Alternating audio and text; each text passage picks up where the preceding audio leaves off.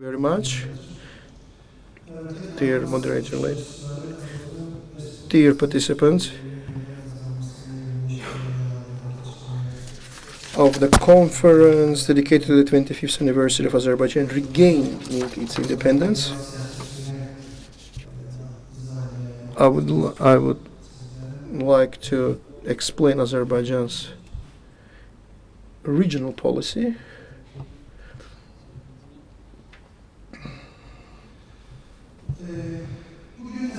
First of all, I should say that I think all speakers already touched upon this issue from the very beginning of the conference. Spoke about the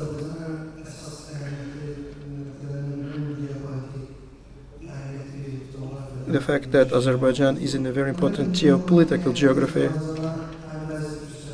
which provides some opportunities but also poses some threats to Azerbaijan in how to turn these threats into opportunities and how to use these opportunities. This is one of the major strengths of our foreign policy and its successes. First of all, Azerbaijan is facing various threats. For example, ethnic conflicts that led to the arms race, which creates opportunity for new conflicts in the region, non-classical threats like terrorism or international crime and drug smuggling. We have the region has become a competition area for big powers that limits independent decision making by the region states.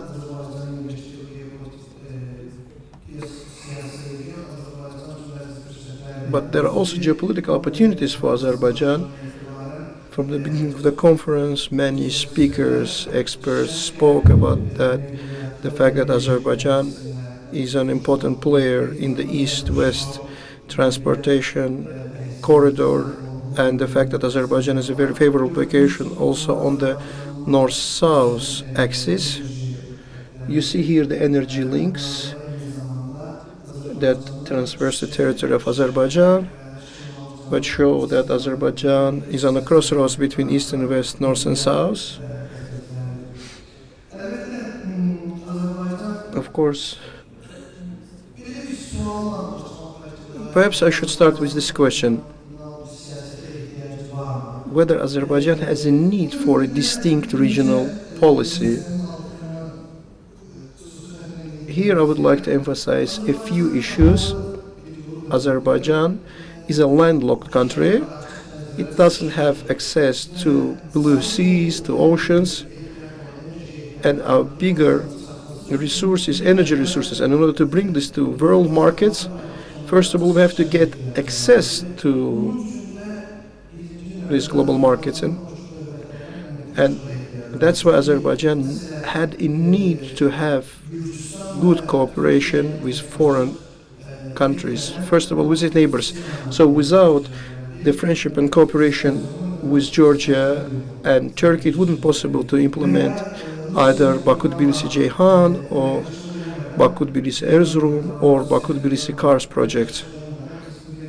Or without cooperation with either Russia or Iran, it wouldn't be possible to implement north-south transportation corridor that starts from Northern Europe and goes all the way to India.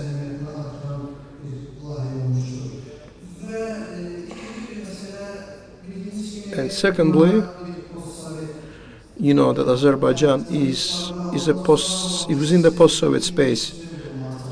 And after the collapse of the Soviet Union, the countries of the region are building the new system, including the system of international relations, also dealing with a lot of challenges that we face. And that is why there was another source and the need for Azerbaijan's regional policy.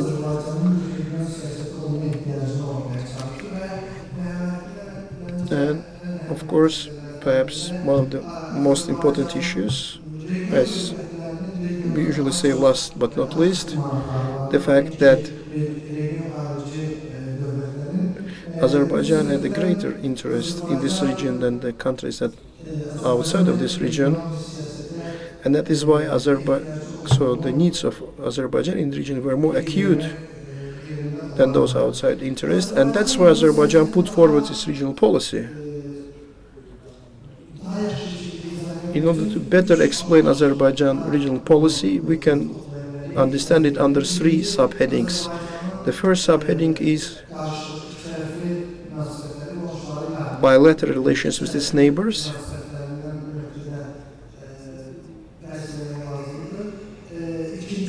Secondly, trilateral relations in the South Caucasus region that includes Azerbaijan.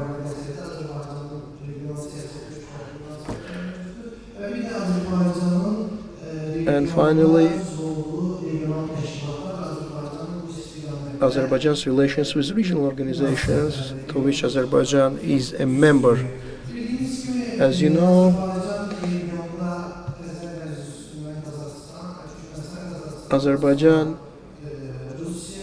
is adjacent over the Caspian Sea to countries like Turkmenistan, Kazakhstan across the Caspian Sea, and also has a land border with Russia, Georgia, Turkey, Iran, and Armenia. And except for Armenia, Azerbaijan has exchanged very good relations with all of these countries.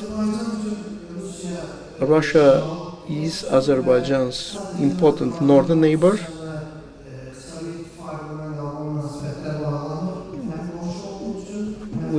Not only we were in the one Soviet Union, we also neighbors.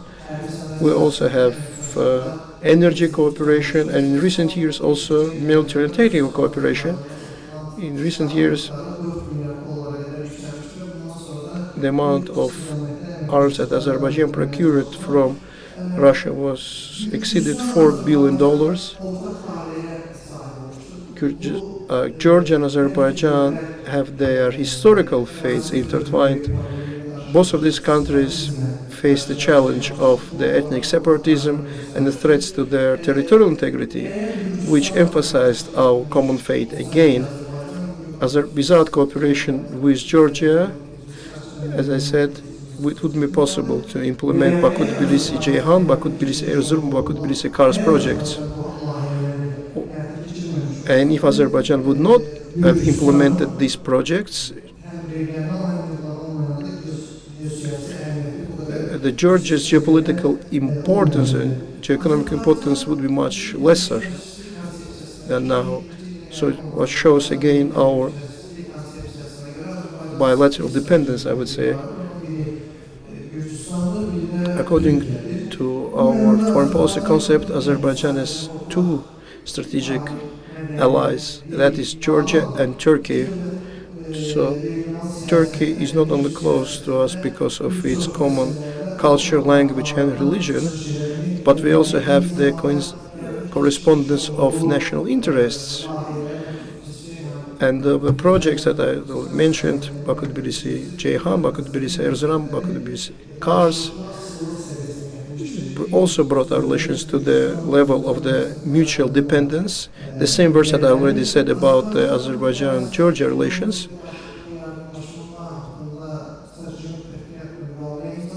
We signed the strategic treaty with Turkey and Georgia. We also established a high-level strategic council with Turkey. Every year we have the meetings of this council, 1 year in Turkey, 1 year in Azerbaijan, and discuss various issues from trade to tourism and so on. We try to coordinate our strategic positions and approaches in this regard.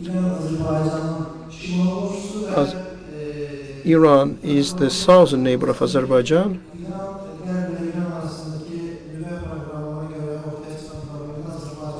Azerbaijan has never implemented any sanctions against Iran, never supported this, was against this.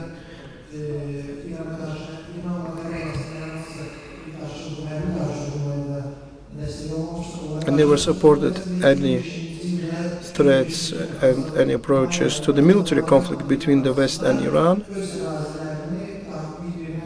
We have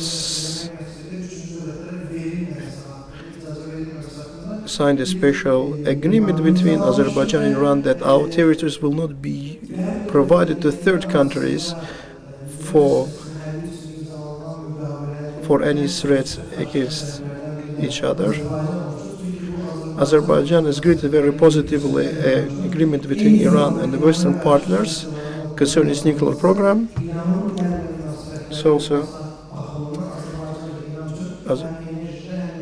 Azerbaijan and Iran reciprocally play important role in access to international markets from the point of view of infrastructure and trade. Turkmenistan and Kazakhstan are our neighbors across the Caspian Sea,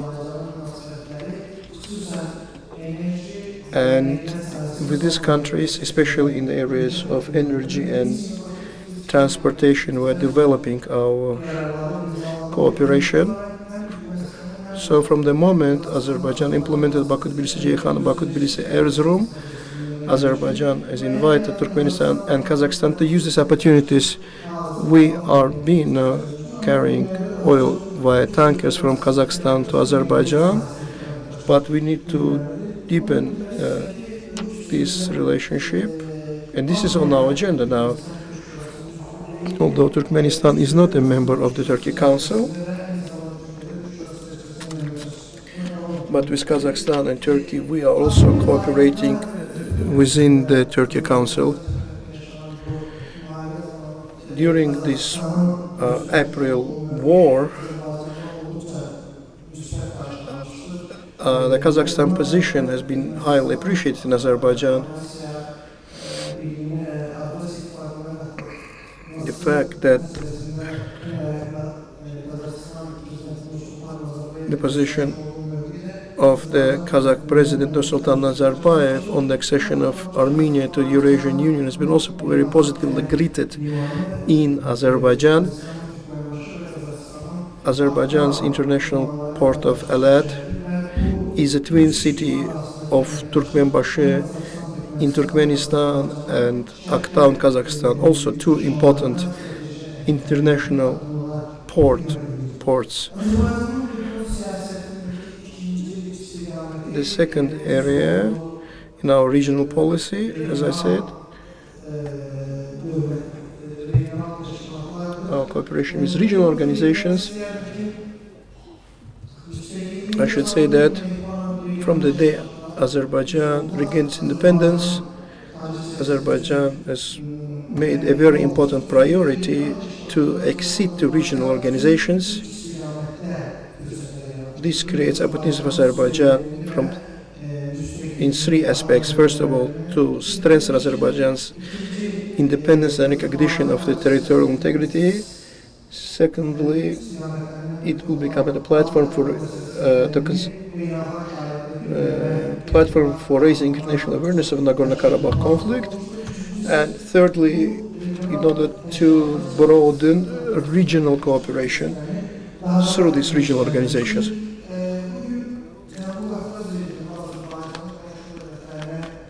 So looking at the Azerbaijan and other countries of the South Caucasus and Central Asia, where they are represented in a very different international organizations. For example, Azerbaijan and Turkey and Kazakhstan are members of the Turkey Council.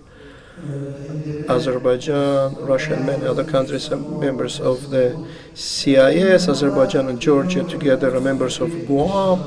So we see that the regional countries are party to very different international organizations, regional organizations. Unfortunately, there is no regional organization that can help the countries of the region to solve its security problems and resolve the conflicts. So there is a need for such regional organization, but it is not forthcoming so far. So the third dimension of our regional policy, these are trilateral relations. There are four such triangles: chronological, I would like to put them in this way: Azerbaijan, Georgia, Turkey; Azerbaijan, Turkmenistan, Turkey; Azerbaijan, Iran, Turkey; and Azerbaijan, Russia, Iran.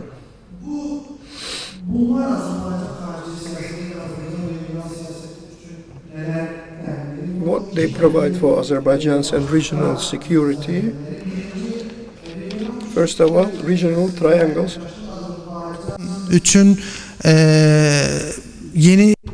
This provides the opportunity for launching and continuation of important regional projects. For example, a best example of this is the triangle Azerbaijan, Georgia, Turkey, and also the relations in the triangle of Azerbaijan, Russia, Iran. As you know, President Rouhani and President Putin, when visiting Azerbaijan, signed an agreement on North-South transportation corridor. This was a project that was discussed for a long time. From the point of view of strengthening our cooperation, this triangle Azerbaijan-Russia platform is a very positive platform. These triangles also help for the resolution, or at least discussion, of important problems, international policy problems. Here I would like to point out the experience of the triangles of Azerbaijan, Iran, Turkey, and Azerbaijan, Turkmenistan, Turkey triangles. They provide the platform for the exchange of opinions. So after all of this, I would like to talk about the main principles of Azerbaijan's regional policy.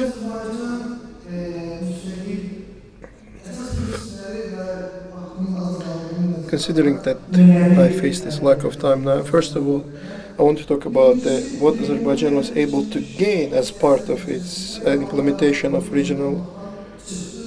Azerbaijan is now not a landlocked country anymore, but an important bridge in the Eurasian continent. As seen from the maps that I displayed on the screen, you see Azerbaijan has become an important conduit for trade and transportation opportunities in the region. So we have been able to change the atmosphere in the region to have a win-win cooperation or constructive pragmatism.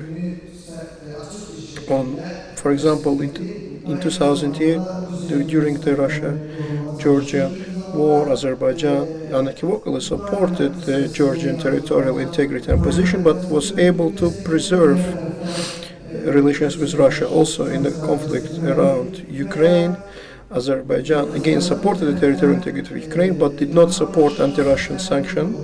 On one hand, Azerbaijan has good relations with Iran, on the other hand with Israel. Also in the tension around the Iran nuclear program, Azerbaijan was able to preserve good relations with both parties and is very happy now that there was a negotiated conclusion to this tension. So Azerbaijan doesn't support any part in geopolitical rivalry in the region, and it's focused on its own interest, that Azerbaijan is not a threat to any country in the region. Of course, Azerbaijan is suffering from a long-standing conflict with Armenia over Nagorno-Karabakh. And of course, Armenia would like to present Azerbaijan as a threat to regional security. Now it's for everyone to see that Azerbaijan is a very important pillar of regional stability and prosperity.